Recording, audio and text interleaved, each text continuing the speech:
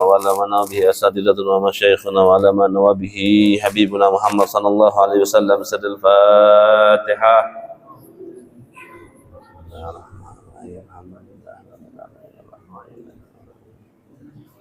إياك نعبد وإياك نستعين صراط المستقيم صراط الذين أنعمت عليهم غير المغضوب عليهم ولا الضالين. بسم الله الرحمن الرحيم. الحمد لله رب العالمين والصلاة والسلام على سيدنا محمد خاتم النبيين وعلى آله وصحبه أجمعين. رب اشرح لي صدري ويسر لي أمري واحلل عقدة من لساني يفقه قولي وسدد لساني واهدي به قلبي بجاه النبي والآل. اللهم علمنا ما ينفعنا وانفعنا بما علمتنا وارزقنا علما وعملا وفقها في الدين. آمين يا رب العالمين. Alhamdulillah. Hadirin hadirat yang dimuliakan juga dirahmati oleh Allah Subhanahu wa taala. Kita bersyukur kepada Allah Subhanahu wa taala pada malam hari ini kita dipertemukan kembali oleh Allah Subhanahu wa taala di dalam agenda yang insyaallah membawa keberkahan kepada kita, keberkahan dalam hidup kita, keberkahan dalam rezeki kita, keberkahan di dalam umur kita, sehingga insyaallah kita bisa menjadi hamba-hambanya Allah Subhanahu wa taala yang layak untuk mendapatkan pandangan rahmatnya Allah, mendapatkan pandangan kasih sayangnya Allah, mendapatkan daripada syafaatnya baginda Nabi besar Muhammad sallallahu alaihi wasallam. Hadirin hadirat yang dimuliakan juga dirahmati oleh Allah Subhanahu wa taala. Malam hari ini kita melanjutkan daripada pelajaran kita di 2 minggu yang lalu, yang mana di 2 minggu yang lalu kita sudah membahas al-jaiz fi haqqil anbiya, di dalam hal-hal yang diperbolehkan daripada para anbiya untuk menyandeng daripada sifat-sifat al-a'rad al-basyariyah, sifat-sifat basyariyah, sifat-sifat yang manusia seperti kita ini ada, juga diperbolehkan bagi para nabi. Akan tetapi sudah kita batasi kemarin hal-hal yang kiranya mengurangi daripada martabatnya Nabi di sisi Allah Subhanahu wa taala, itu tidak layak untuk disandeng oleh para utusan Allah Subhanahu wa taala. Seperti yang kita pelajari kemarin bahwasannya para anbiya itu mereka makan, para anbiya itu mereka minum, para anbiya itu mereka tidur, para anbiya itu mereka beristri, para anbiya pun juga menjual juga membeli, para anbiya juga masuk ke pasar, sama seperti kita. Para nabi juga disifati dengan sifat-sifat tersebut. Nabi sakit, kita sakit, nabi juga sakit. Akan tetapi sakit-sakit yang membuat orang itu jauh daripada nabi itu tidak terdapat di dalam sifatnya para anbiya. Nabi itu tidak mungkin sakit yang kiranya sakit tersebut orang nggak mau dekat sama nabi. Kusta lah, leprah lah, atau apapun itu penyakit-penyakit yang bikin orang lari. Para anbiya tidak memiliki daripada penyakit-penyakit yang seperti itu. Tapi kalau pusing, demam, atau luka, kena pisau, kena pedang, kena panah, kena tampar orang misalnya, para anbiya pun bisa seperti itu. Akan tetapi penyakit-penyakit yang membuat orang itu lari dari para nabi itu tidak mungkin. Itu yang sudah kita bahas. Nah, pada malam hari ini yang kita bahas ismatul anbiya war rusuli alaihimus salatu ismah, nabi atau utusan-utusan Allah Subhanahu wa taala, mereka tentunya mempunyai sifat ismah, yang mana ismah ini kewajiban bagi para nabi. Setiap nabi harus mempunyai ismah, yaitu maksum. Nabi itu harus dijaga daripada segala bentuk-bentuk maksiat ataupun hal-hal yang dilarang oleh Allah Subhanahu wa taala, baik itu hal yang haram ataupun hal yang makruh. Baik dia sebelum diutus oleh Allah ataupun setelah diutus. Jadi nggak ada istilahnya, oh nabi Kalau dia diutus sebelum diutus dia boleh salah atau tidak? Sebelum diutus atau setelah diutus, apalagi kalau setelah diutus apalagi. Tapi sebelum diutus pun Nabi tersebut harus dijaga oleh Allah Subhanahu wa taala untuk tidak melakukan hal-hal yang menyimpang daripada yang diperintahkan oleh Allah Subhanahu wa taala. Oleh karena itu maka kita dengar Nabi besar Muhammad sallallahu alaihi wasallam bagaimana sifat-sifatnya, bagaimana pujian-pujian orang-orang Quraisy terhadap baginda Nabi besar Muhammad sallallahu alaihi wasallam, mensifati Nabi dengan sifat amin, terpercaya. Semua orang di saat itu di kota Mekah, mereka menitipi barangnya yang berharga ataupun tidak, itu semuanya dititipi kepada baginda Nabi besar Muhammad sallallahu alaihi wasallam sebelum beliau diutus oleh Allah Subhanahu wa taala. Semua orang percaya sama Nabi. Apapun yang dikatakan oleh Nabi semua orang percaya. Akan tetapi kalau ditanya kenapa ketika Nabi menyebarkan daripada agama Islam tapi mereka tidak mau untuk menyambut daripada ajakan Nabi, itu bukan mereka nggak percaya, mereka percaya sama Nabi, tapi sifat sombongnya mereka yang menahan mereka untuk beriman kepada baginda Nabi besar Muhammad sallallahu alaihi wasallam. Karena sanggaan mereka kalau misalnya Nabi itu memang ada, kenapa nggak dari kami saja?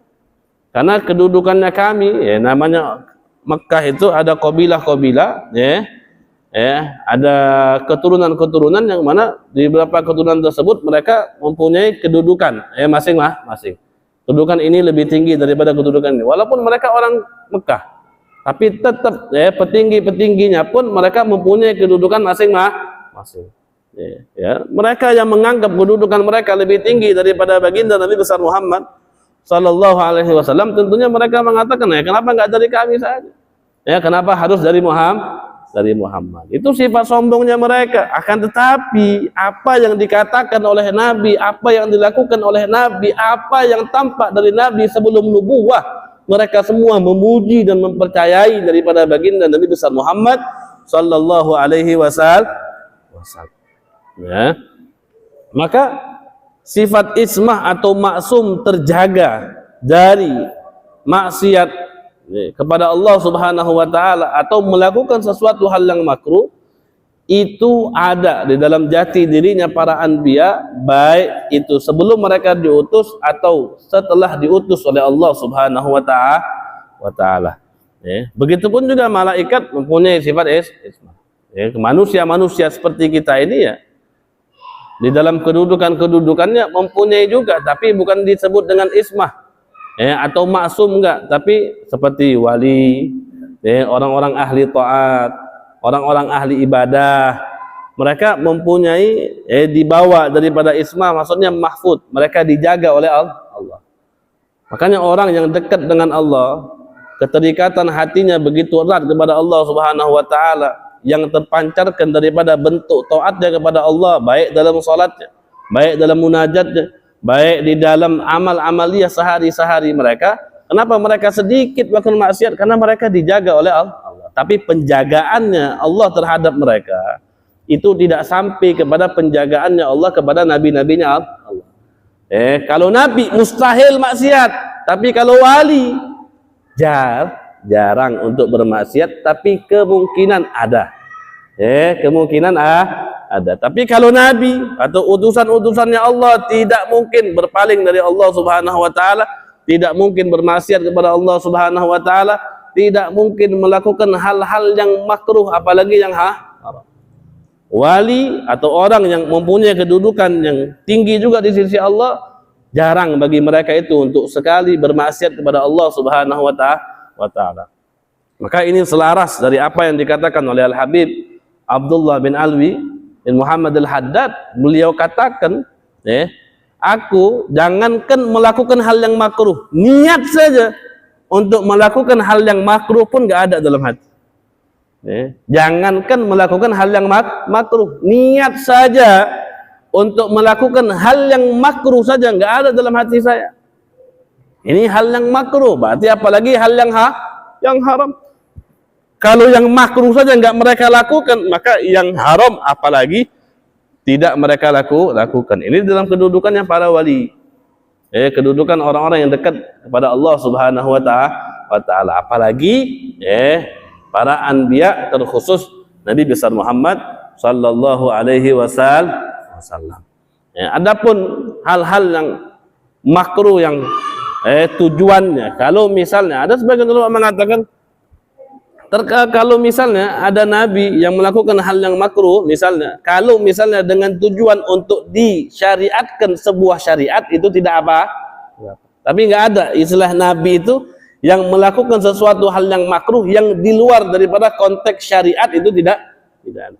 Kenapa? Karena perbuatan para anbiya itu adalah al-mathalul a'la. Para anbiya itu suri tauladan.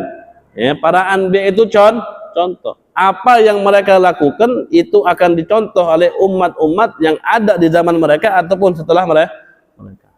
Makanya mereka tidak boleh melakukan sesuatu hal yang di luar daripada akhlakul karimah, itu tidak boleh. Kecuali kalau di dalam hal tersebut atau hal yang makruh tersebut dilakukan hanya untuk mensyariatkan sebuah syariah. Itu pun tidak masalah. Maka di sini dikatakan ismatul anbiya war rusuli alaihimus salatu wassalam. Ismah, terjaganya para nabi dan utusan-utusan Allah Subhanahu wa ta'ala.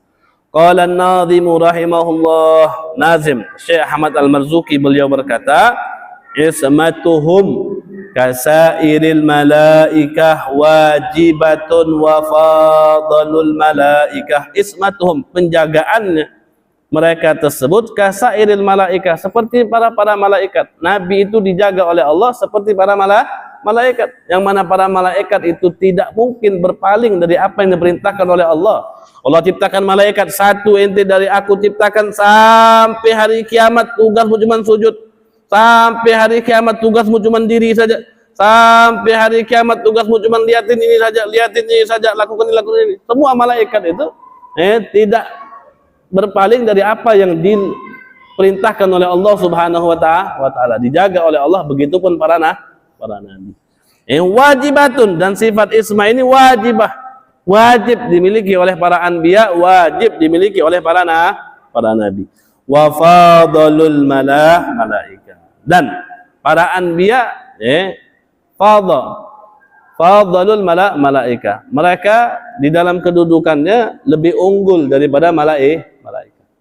Tentunya di sini nanti ada permasalahan yang akan kita terangkan nanti sesuai dengan nanti pembahasan terkait. Al-mufradat, kosakata, ismatuhum. Apa maksud daripada ismah? Al-ismah lughatan mutlaqul hifzi. Ismah secara bahasa itu namanya penjagaan.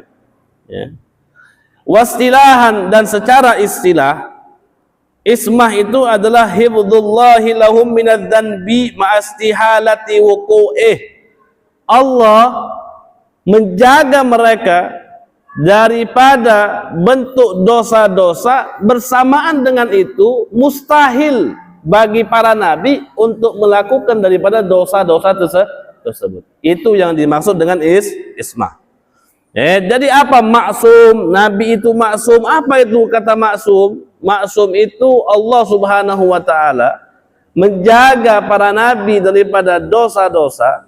Bersamaan dengan itu mustahil bagi para anbiya untuk melakukan daripada perbuatan-perbuatan yang dilarang oleh Allah Subhanahu wa ta'ala. Maka oleh karena itu, syarah daripada bait yang kita terangkan di atas, yajibu ala kulli mukallafin an ya'taqida annal anbiya'a war rusuli alaihimus salatu wassalamu ma'sumun. Wajib bagi kita orang yang mukallaf. Apa yang diwajibkan bagi kita? An ya'taqida, untuk kita meyakini bahwasannya para anbiya, bahwasannya para rasul, mereka dijaga oleh Allah Subhanahu wa ta'ala untuk tidak melakukan daripada perbuatan-perbuatan yang diharamkan atau dimakruhkan oleh Allah Subhanahu wa ta'ala. Jadi wajib bagi kita meyakini hal tersebut, bahwasannya para anbiya, bahwasannya para rasul, mereka dijaga oleh Allah Subhanahu wa ta'ala. Kama annal malaikata ma'sumun fahum munazzahuna anil wuqu'i fil ma'asi fala yatrukuna wajiban wala yartakibuna muharraman. Sebagaimana juga para malaikat-malaikat Allah, mereka dijaga oleh Allah Subhanahu wa ta'ala. Fahum, maka oleh karena itu para anbiya munazzahun, ya, mereka disucikan, dijauhkan anil wugu fil ma'asi, untuk terjatuh ke dalam perbuatan-perbuatan yang bermaksiat kepada Allah. Jadi nggak ada istilahnya Nabi baik dia sebelum diutus atau setelah diutus dia bermaksiat kepada Allah, itu tidak ada. Kalau kita dengar ada cerita Nabi fulan sebelum atau setelah, dulunya dia maksiat kemudian dia tobat dia jadi nabi, itu enggak ada. Istilah itu enggak ada sama sekali, itu tidak ada. Nabi itu betul-betul dijaga oleh Allah. Kalau wali taubat dari maksiatnya kemudian jadi wali, itu banyak. Terkadang kalau tidak salah ada satu orang wali, namanya lupa, tapi namanya lupa. Di rumahnya itu ada orang masuk ke rumahnya mencoba untuk mengambil barang-barang yang ada di rumahnya tersebut, kemudian ketahuan daripada wali tersebut, didatangin sama walinya tersebut, kemudian dinasehatin. Dari dia ahli maksiat sampai dia taubat, kemudian keluar daripada rumah wali tersebut, dia menjadi wali abdal. Keluar dari rumah wali, datang niatnya pengen nyopet atau pengen ngambil barang rumahnya, keluar rumah itu jadi wali. Itu sering terjadi. Sering terjadi. Maka oleh karena itu, kalau wali, cerita-cerita orang-orang soleh, cerita-cerita orang yang dekat dengan Allah, cerita-cerita orang yang taubat, kemudian dia manzilahnya atau kedudukannya tinggi di sisi Allah, itu banyak. Tapi kalau istilah Nabi itu enggak ada. Nabi maksum, dijaga oleh Allah. Baik dia sebelum diutus atau setelah diutus. Fala yasrukuna wajiban, maka Nabi itu tidak mungkin meninggalkan hal-hal yang wajib. Nabi tidak mungkin meninggalkan hal-hal yang wajib. Ada nggak kita pernah dengar Nabi besar Muhammad ninggalin sholat asar, pernah nggak? Nggak ada. Nabi ninggalin kewajibannya sebagai Nabi, pernah atau tidak? Tidak pernah. Wala yartakibuna muharraman, melakukan hal-hal yang haram, tidak pernah. Wala yattasifun illa bil akhlaqil karimah. Nabi itu tidak disifati kecuali dengan akhlak-akhlak yang mulia. Nabi itu tidaklah disifati kecuali dengan akhlak-akhlak yang mulia. Jadi enggak ada istilah Nabi itu berakhlak yang jelek.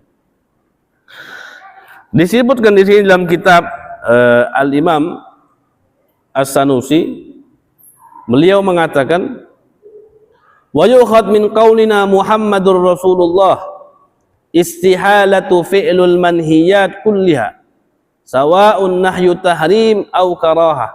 Diambil dari kata Muhammad Rasulullah. Jadi beliau ini mentafsiri apa sih yang terkandung di dalam lafaz asyhadu alla ilaha illallah wa asyhadu anna Muhammadan Rasulullah. Beliau mentafsirkan apa saja yang terkandung di dalam lafaz syahadat ini. Dua syahadat ini apa saja? Salah satunya ketika beliau mentafsirkan perkataan Muhammadur Rasulullah, di situ beliau mengatakan istihalatu fi'lul manhiyat, mustahil bagi para nabi, bukan hanya Nabi besar Muhammad, tapi semua nabi dan semua rasul, mustahil bagi mereka untuk melakukan perbuatan-perbuatan yang dilarang oleh Allah, baik itu perbuatan yang haram ataupun perbuatan yang makruh. Muhalun alal anbiya'i kullihim, mustahil bagi seluruh anbiya. Kenapa? Disebutkan alasannya oleh beliau. Li'annahum ursilu liyu'allimul khalqal mab'usina ilaihim biaqwalihim wa af'alihim wa sukutihim, karena tujuan mereka itu diutus oleh Allah untuk mengajarkan daripada makhluk yang mereka diutus kepada makhluk tersebut, untuk mengajarkan dengan apa? Dengan ucapannya mereka, dengan pekerjaannya mereka, dengan diamnya mereka. Ya, mengajarkan hal-hal yang baik. Fa'in fa'ala ahadun minan nasi fi'lan wa alima bihir rasul au ballagahu wa sakata anhu wa agarrahu alaih wa lam yunkir alal fa'il fanastadilla ala jawazihi bisukutih. Jadi ya, Nabi itu bisa kita ambil sebuah hukum dari Nabi, baik daripada ucapannya, baik daripada perbuatannya, baik juga daripada diamnya itu Nabi. Ya, karena kan salah satu daripada adillah ataupun dalil-dalil yang kita sepakat bahwasannya di dalam dalil tersebut bisa menghasilkan sebuah hukum, itu salah satunya itu adalah hadisnya baginda Nabi besar Muhammad sallallahu alaihi wasallam. Dan di dalam hadis tersebut tercantum apa saja perkataannya Nabi, perbuatannya Nabi, dan diamnya Nabi atas pekerjaan-pekerjaan sahabat yang dilakukan di depan Nabi atau sampai ke telinganya baginda Nabi besar Muhammad sallallahu alaihi wasallam. Jadi kalau misalnya ada satu perkara yang haram bagi Allah dilakukan di depan Nabi, kemudian Nabi diam akan perkara tersebut, berarti itu menunjukkan perkara yang diharamkan oleh Allah itu diperbolehkan. Makanya Nabi itu tidak boleh diam. Yang salah itu harus dikatakan oleh Nabi itu sah. Kalau misalnya itu salah, nggak boleh Nabi itu diam. Makanya Allah Subhanahu wa taala mengutus Nabi mengajarkan manusia-manusia yang ada di zamannya atau setelahnya dengan perbuatannya, dengan perkataannya, juga sukutnya, diamnya Nabi itu menandakan bahwasannya perbuatan yang dilakukan di depan Nabi itu diperbolehkan, khususnya oleh baginda Nabi besar Muhammad sallallahu alaihi wasallam. Maka karena Nabi mengajarkan makhluk-makhluk dengan 3 sifat ini, maka 3 sifat ini harus mencerminkan semuanya itu hal-hal yang diperbolehkan oleh Allah Subhanahu wa taala, jauh daripada hal-hal yang diharamkan oleh Allah Subhanahu wa taala. Ya. Fa naf'aluhu wa in kana min jinsil fanastadillu ala jawazihi bisukutih. Fa naf'aluhu wa in kana min jinsil ibadat famatlubun imma wujuban wa au nadban wa in kana min jinsil adat famubah. Li'annahum alaihi wassalatu wassalam lam yuqirru ahadan ala batil fayalzam alla yakuna fi jami'iha mukhalafatun li amri maulana jalla wa az alladhi ikhtarahum ala jami'i khalqi. Oleh karena itu Nabi di dalam ucapannya, di dalam perbuatannya, atau di dalam melihat atau mendengar perkara-perkara apapun itu, semua daripada 3 ini tidak boleh bertentangan dengan hal-hal yang diharamkan oleh Allah. Perbuatan Nabi tidak boleh Nabi melakukan perbuatan yang diharamkan oleh Allah. Ucapan Nabi tidak boleh Nabi berucap dengan ucapan yang diharamkan oleh Allah. Diamnya Nabi akan suatu perkara, tidak boleh Nabi diam akan sesuatu hal yang batil menurut Allah Subhanahu wa taala. Maka Nabi harus berkata dengan segala hal yang diperbolehkan oleh Allah, berbuat dengan segala hal yang diperbolehkan oleh Allah, diam akan segala hal yang benar menurut Allah Subhanahu wa taala. Kenapa? Perkataannya Nabi, diamnya Nabi, perbuatannya Nabi itu bisa melahirkan sebuah hukum. Imma itu bisa wajib, imma itu bisa sunnah, imma itu bisa mubah. Makanya tidak ada istilah Nabi itu bertentangan dengan syariatnya Allah atau bertentangan dengan hal-hal yang diharamkan oleh Allah Subhanahu wa taala. Di sini di kitab kita disebutkan li'annahum qudwatun hasanah. Karena Nabi itu qudwatun hasanah, suri tauladan. Hasanah yang baik. Wal mathalul a'la, dan contoh yang paling tinggi. Kalau kita pengen nyontoh seseorang, contohlah Nabi. Karena tidak ada contoh yang lebih tinggi melebihi daripada para anbiya dan para rasul, khususnya baginda Nabi besar Muhammad sallallahu alaihi wasallam. Wallahu huwallazi tawalla ta'dibahum wa tahdhibahum wa ta'limahum hatta kanu ahlan lidzalik. Karena Allah lah sendiri yang mengurus, yang mendidik para anbiya dan para rasul.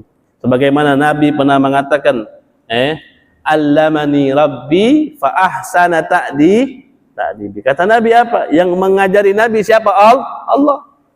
Maka pelajaran ataupun adab yang paling baik itulah yang diajarkan oleh Allah Subhanahu wa taala.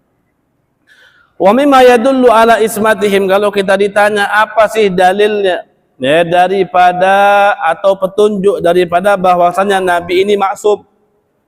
Qauluhu ta'ala, ucapannya Allah Subhanahu wa taala yang mana Allah pernah berfirman, wasbir li hukmi rabbika fa innaka bi'ayunina.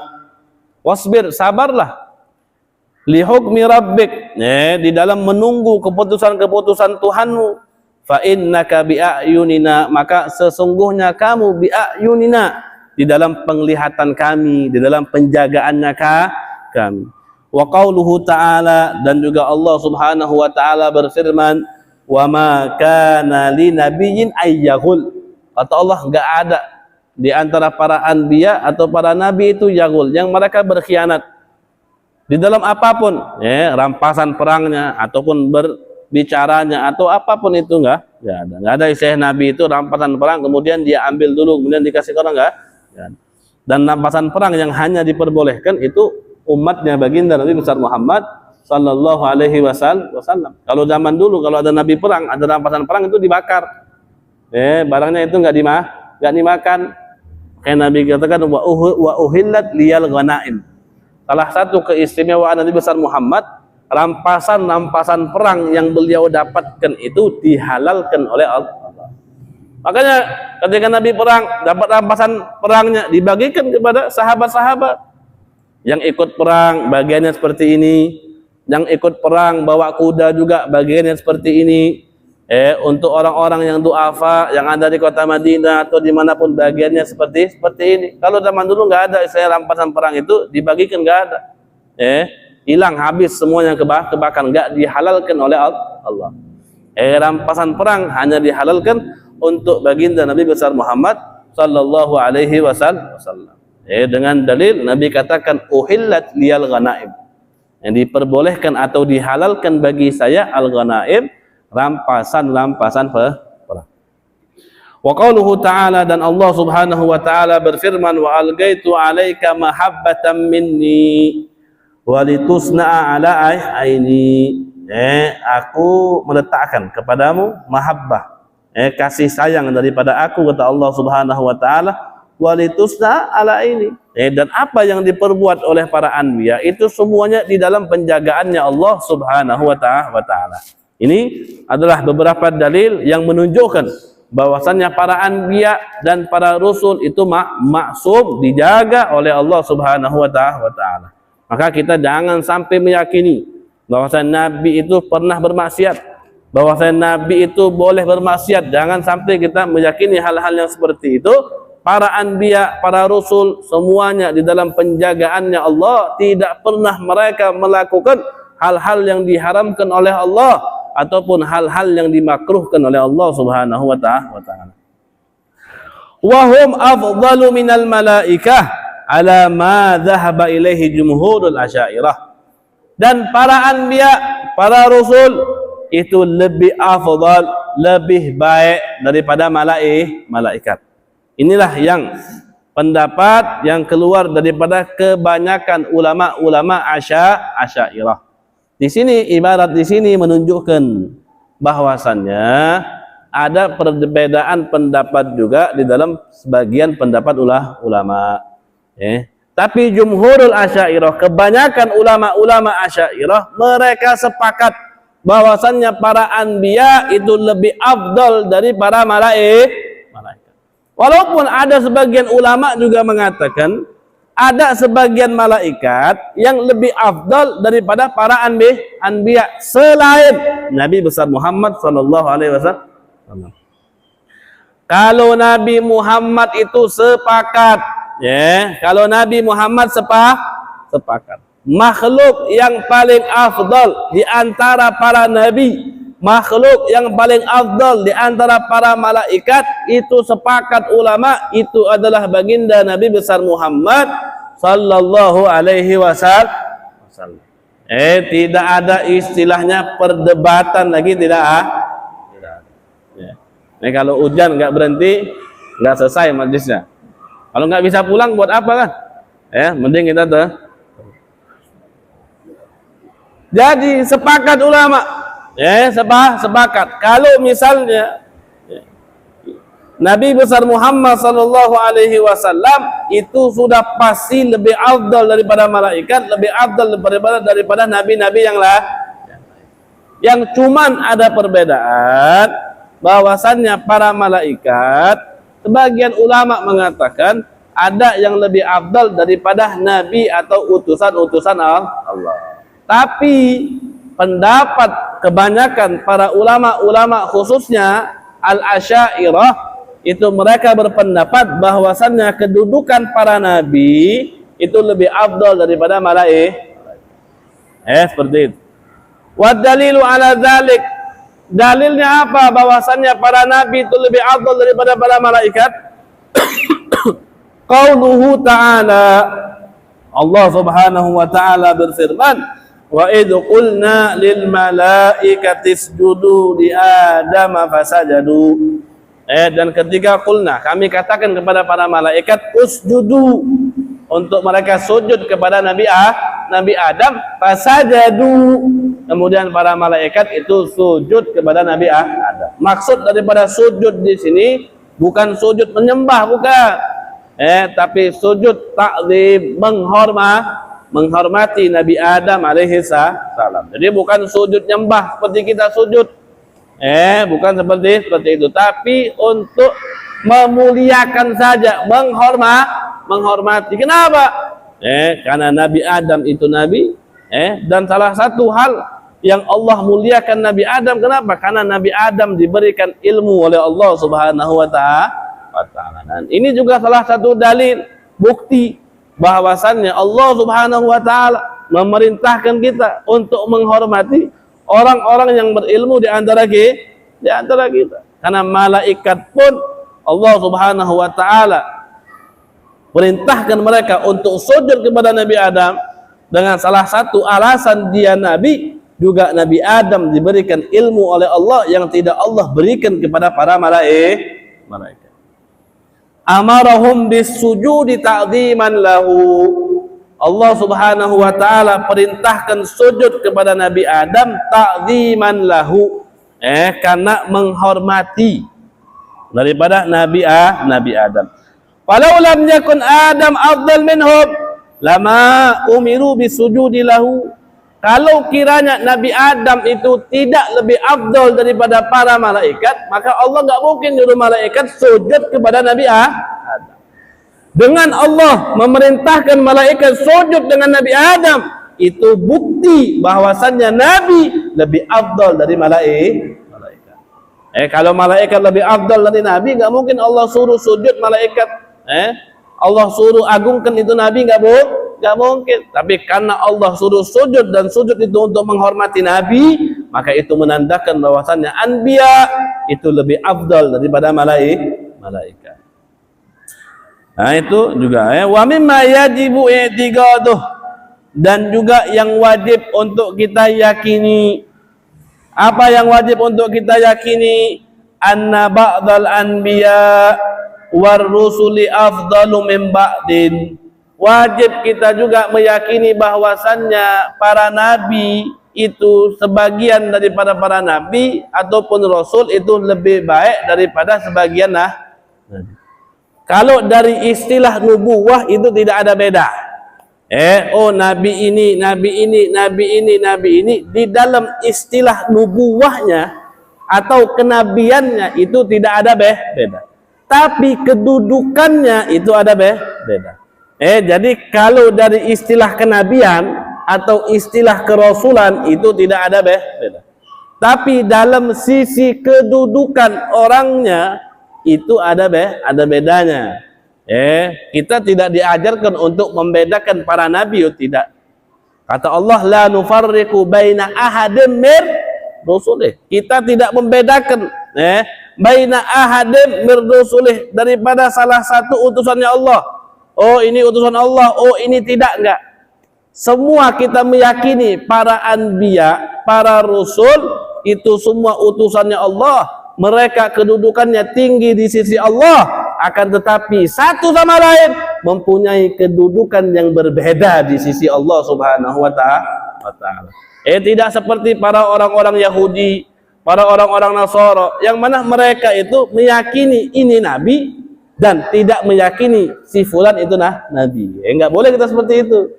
Kalau orang-orang Yahudi tadi ada 25 nabi misalnya, dia yakini 10 saja itu nabi, 15-nya itu bukan nabi. Kita tidak membedakan, semuanya nabi. Tapi kedudukan para nabi itu dibedakan di sisi Allah Subhanahu wa ta'ala. Wa mimma yajibu i'tiqaduh anna ba'dal anbiya'i war rusuli afdalu min ba'din. Yang wajib kita yakini anna ba'dal anbiya, sesungguhnya ba'dal anbiya, sebagian daripada nabi, war rasul, dan sebagian daripada utusan Allah, afdalu min ba'din, itu lebih baik daripada sebagian. Liqaulihi ta'ala, karena firman-Nya Allah Subhanahu wa ta'ala, yang mana Allah Subhanahu wa ta'ala berkata, tilkar rusulu faddalna ba'dahum ala ba'din. Allah katakan tilkar rusul, begitupun daripada utusan-utusan Allah, faddalna ba'dahum, kami utamakan sebagian daripada mereka ala ba'din, daripada sebagian yang lain. Kami utamakan dari mereka daripada sebagian yang lain. Walaqad faddalna ba'dhan nabiyyina ala ba'din. Kata Allah, kami telah faddalna, mengunggulkan ba'dhan nabiyyin, sebagian daripada para nabi, ala ba'din, daripada nabi-nabi yang lain. Jadi Allah Subhanahu wa ta'ala membedakan daripada manzilah, kedudukan para nabi di antara nabi-nabi yang lain. Nanti kita tahu siapa saja nabi-nabi yang dibedakan kedudukannya di sisi Allah. Wala yu'arid hadza qauluh, dan ini ayat tidak bertentangan dengan ayat Al-Qur'an yang lainnya, yang mana Allah mengatakan la nufarriqu baina ahadim mir rusulih, kami tidak membedakan antara salah satu utusan Allah daripada utusan yang lain.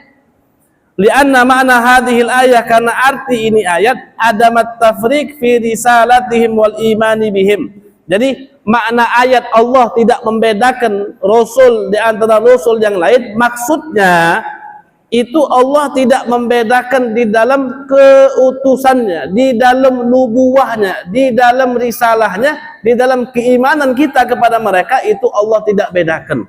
Kita semua wajib beriman kepada para anbiya, wajib beriman kepada para rasul. Dan kita wajib meyakini bahwasannya Allah Subhanahu wa ta'ala itu mempunyai nabi, mempunyai rasul. Nggak boleh kita nggak meyakini itu. Kita wajib meyakini di muka bumi ini Allah mengutus nabi, Allah mengutus rasul, itu wajib untuk kita yakini. Keluar daripada ini, kalau kita tidak meyakini itu tersebut, kita bisa keluar daripada agama Islam. Kita wajib meyakini bahwasannya di muka bumi ini Allah mempunyai nabi, Allah mempunyai rasul, dan nama-nama rasul yang wajib untuk kita tahu dan untuk kita meyakini bahwasannya mereka itu nabi dan utusan Allah, itu adalah 25 rasul dan 25 nabi yang Allah sebutkan dalam Al-Qur'an. Adapun nabi-nabi ataupun utusan-utusan yang Allah tidak sebutkan, itu tidak kita wajib untuk mengetahui namanya, tapi kita wajib meyakini bahwasannya Allah itu punya para nabi dan juga punya para rasul. Wajib kita meyakini itu. Nggak boleh kita tidak meyakini bahwasannya Allah itu tidak punya nabi, juga tidak punya rasul. Wajib kita meyakini Allah mempunyai para anbiya, Allah mempunyai para rasul. Yang wajib untuk kita ketahui namanya 25 nabi yang tersebutkan namanya di dalam Al-Qur'annya Allah Subhanahu wa ta'ala, yang mungkin akan kita pelajari nanti di pelajaran yang akan datang. Fal mu'minun laisu kal yahudi wan nasara wa humul ladzina yu'minuna bi ba'dihim wa yakfuruna bi ba'din. Maka orang-orang mukmin itu tidak seperti orang-orang Yahudi, tidak seperti orang-orang Nasara. Karena orang Yahudi dan orang Nasara, mereka beriman dengan sebagian nabi dan mengkafirkan atau tidak beriman dengan sebagian nabi. Jadi maksud ini apa? Maksudnya kita semua meyakini kenubuahannya, kerisalahannya para anbiya, kita semua meyakini. Tidak membedakan satu sama lainnya. Tidak kita beriman dengan Nabi besar Muhammad kemudian mengkafirkan nabi-nabi yang lain, tidak. Semua nabi, kita beriman kepada semua nabi, tapi di antara semua nabi tersebut ada para anbiya yang kedudukannya diunggulkan oleh Allah Subhanahu wa taala di antara para nabi-nabi yang lain. Seperti misalnya faulul azmi minar rasul. Di kitab kita dibilang faulul azmi minar rasul. Maka nabi-nabi yang mendapatkan predikat ulul azmi.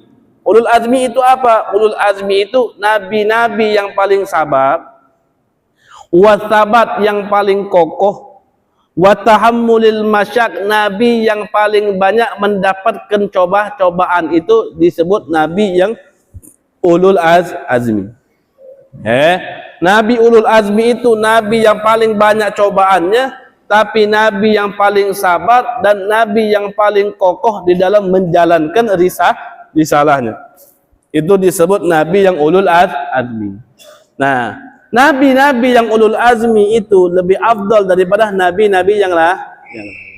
Maka siapa saja nabi yang ulul azmi tersebut disebut sini wahum sayyidina Muhammad. Yang pertama itu sudah jelas, Nabi besar Muhammad sallallahu alaihi wasallam. Wa sayyiduna Ibrahim, dan Nabi Ibrahim. Wa sayyiduna Musa, Nabi Musa.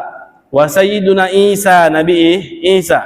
Wa sayyiduna Nuh alaihi salatu wassalam afdal min ghairihim. 5 nabi ini lebih afdal daripada nabi-nabi yang lain.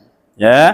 Wa afdaluhum alal itlaq, dan lebih afdal secara itlaq, secara keseluruhan.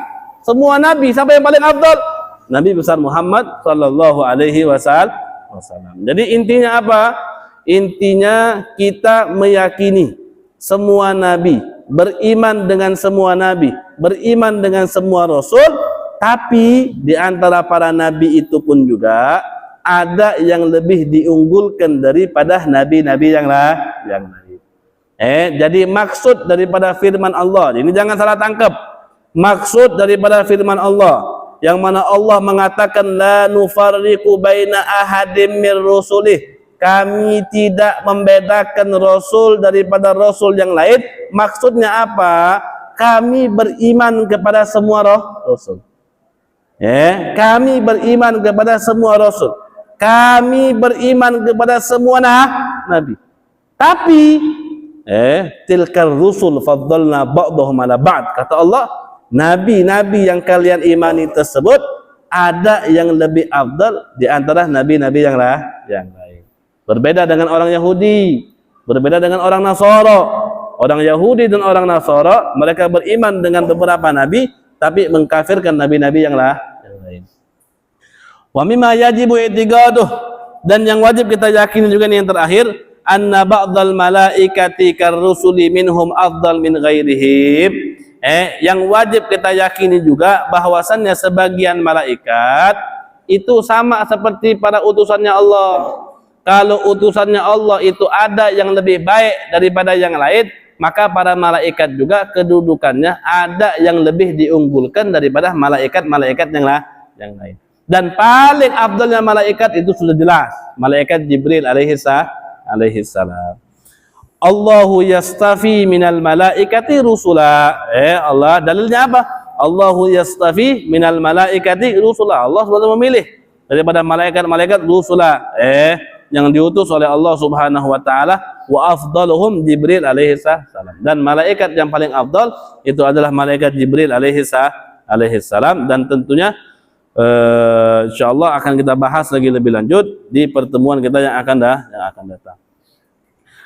Melanjuti daripada pertanyaan yang kemarin, ya, yang kata ana itu apakah itu hadis atau tidak, di dalam perkataan kun fid dunya, i'mal lidunyaka ka'annaka ta'ishu abada wa'mal li akhiratika ka'annaka tamutu wada. Yang kemarin kan sudah ana bilang, ini kayaknya bukan hadis. Tapi perlu ana murojaahkan ulang, biar kita yakin. Ya. I'mal lidunya ka'annaka ta'ishu abada, beramallah untuk duniamu seakan-akan kamu hidup selamanya. Wa'mal li akhiratika ka'annaka tamutu ghada, dan beramallah untuk akhiratmu seakan-akan kamu bakal mati keesokan harinya. Itu bukan hadis Nabi. Ya, itu bukan hadis Nabi. Memang banyak orang yang menisbatkan ini adalah hadis Nabi, tapi itu bukan hadisnya Nabi. Itu adalah perkataannya Abdullah ibnu Amr ibnul As. Perkataan siapa? Perkataannya Abdullah ibnu Amr ibnul As, atau juga ada yang mengatakan ini perkataannya Abdullah ibnu Umar ibnul Khattab. Jadi intinya apa? Yang dipertanyakan kemarin, walaupun yang mempertanyakan itu hanya maknanya saja, bukan siapa yang berbicara, tapi untuk kita lebih berjaga-jaga agar kita tidak mengatakan sesuatu yang tidak di tempatnya. Ini ucapan bukan ucapan Nabi, tapi maknanya benar, artinya benar. Artinya benar. Memang kita harus beramal untuk dunia, seperti seakan-akan kita hidup selamanya. Kenapa? Biar kita santai-santai saja lah. Nyari duit santai, ngobrol-ngobrol santai, Tapi kalau untuk akhirat seakan-akan kita mau mati besok. Gimana orang kalau mau mati besok? Sudah dia nggak mau ngurusin hal yang lain. Pengennya dia hanya beribadah kepada Allah Subhanahu wa taala. Maknanya benar, tapi yang mengatakan ini bukan Nabi besar Muhammad. Ada yang mengatakan Abdullah ibn Amr bin As, ada juga yang mengatakan Abdullah ibn Umar ibn Khattab. Silakan kalau ada yang lain mau bertanya, silakan. Mahruma, amin ya rabbal